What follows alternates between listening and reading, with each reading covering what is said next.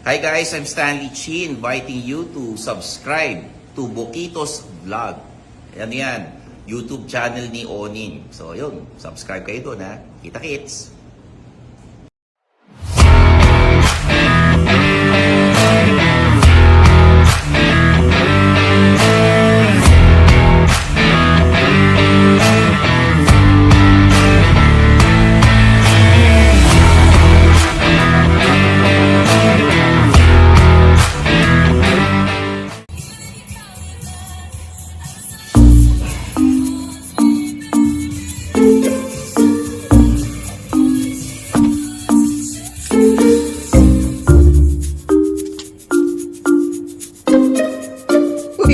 Kamusta?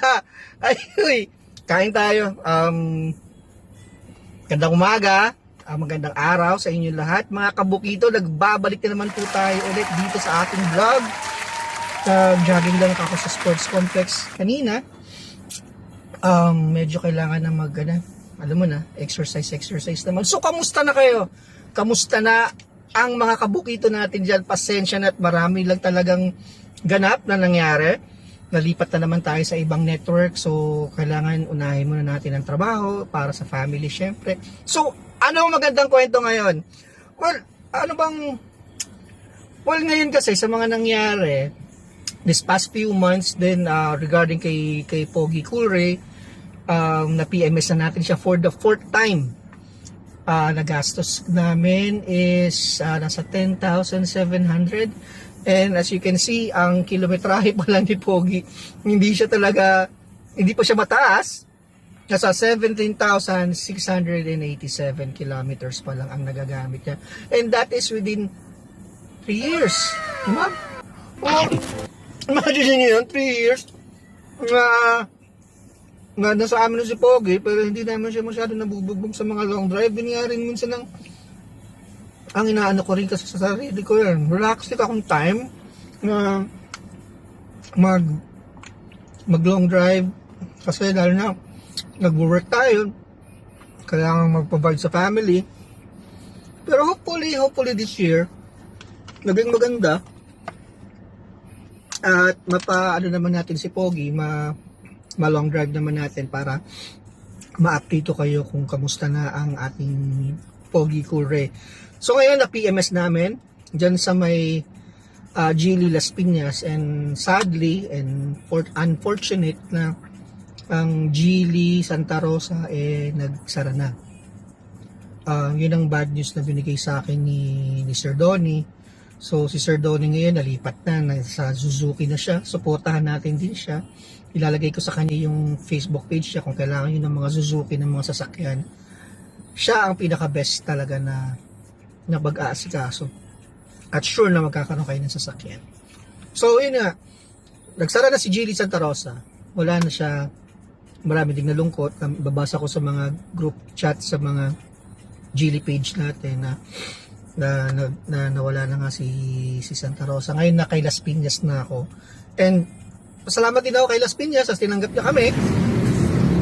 So ayun, na PMS na namin, napalitan na yung mga kailangan palitan, na change oil na rin siya, na ayos na rin yung air filter, napalitan na rin lahat. So thank you Geely Las Piñas sa pag-asikaso. Ito pag nakakatuwa, nung time na nasa Geely Las Piñas ako, minding my own business, texting or looking at my phone, may lumapit na isang individual.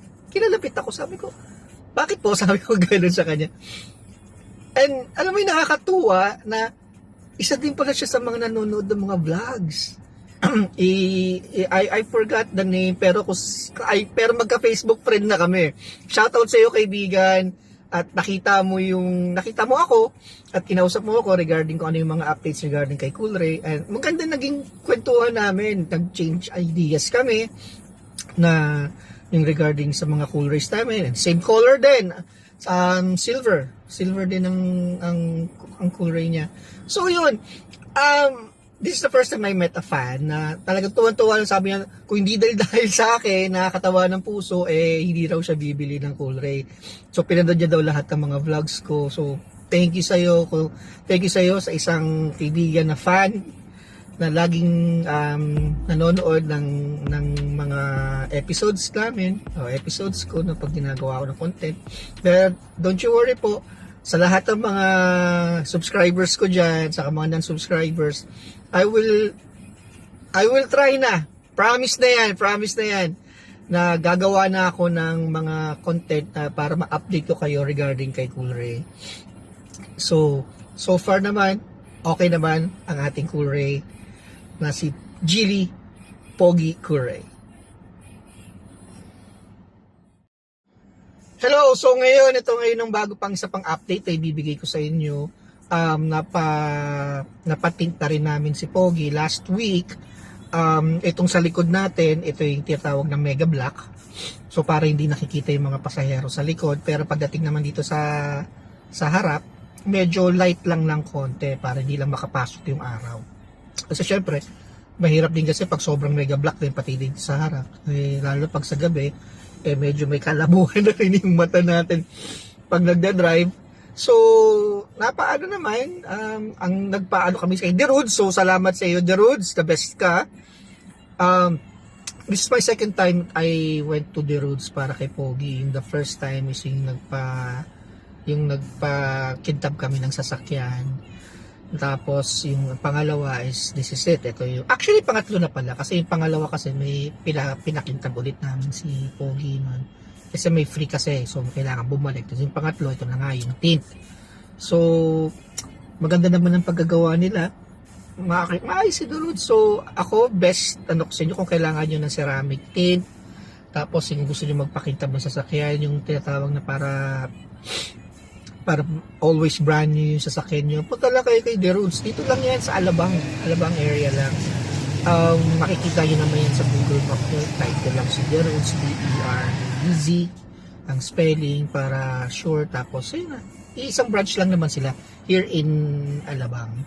So okay naman, nagastos namin sa pagpapapaint is 6,500.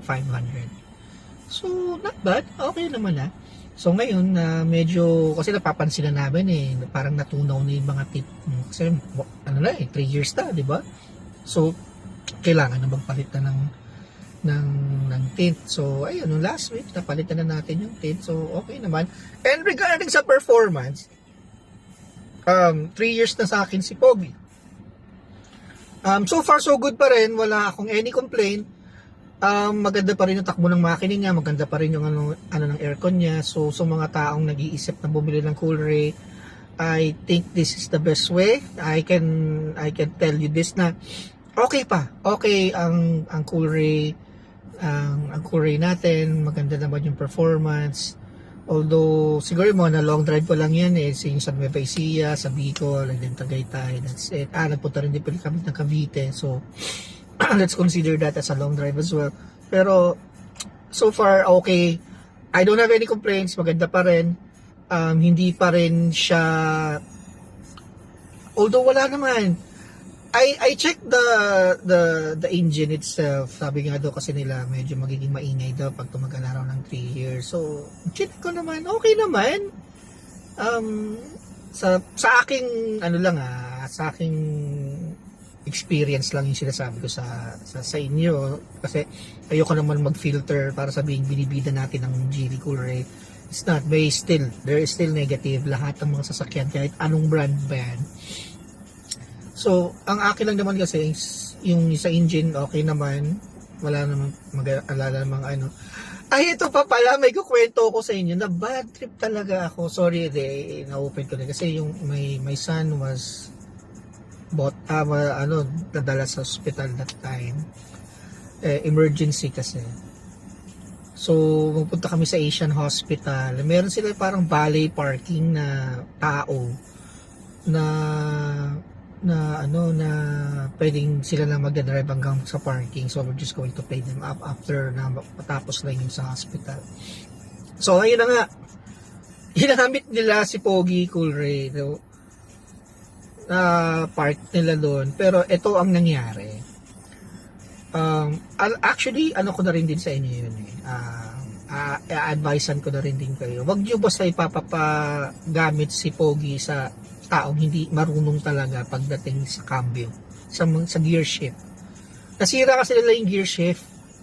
Inangat na angat nila masyado, natungkab yung pinaka head ng gear shift. Tapos ayun, ang sabi pa sa akin, sira na daw noon pa. Sabi ko, paano mangyayaring sira yan noon pa? Araw-araw ang ginagamit yung sasakyan, hindi naman nasira sa akin yun. So ayun, so nag-exchange words in and out. Sadly, ganun ang nangyari. Pero at the end naman, nag-come to the conclusion na they were going to pay the gear itself. So, ayun, sa awa ng Diyos naman, nagbayad naman sila. So, ipapagawa pa natin kay Cool Ray kay Gili Gili Las Piñas yung pagdating sa shift gear ng ating sasakyan. So, excuse me. So, ayun nga, back to the story regarding dun sa shift gear na nasira. Nagkaroon nga ng exchange words na nasabi daw matagal na daw sira. Sabi ko, posibleng matagal lang sira yan. Kasi, number one, lagi ko siyang ginagamit. Tapos, never, syempre, kung ikaw may-ari, sabi ko, hindi ko kailangan magsinungaling para lang sabihin lang may pagawa to. Sabi ko, never na nasira sa akin. So, pinipilit the guy na nagpa-park na sabi daw sira na raw doon. Sabi ko, imposible yung sinasabi yung sira yan dahil lagi ko siyang ginagamit. So, to end the story,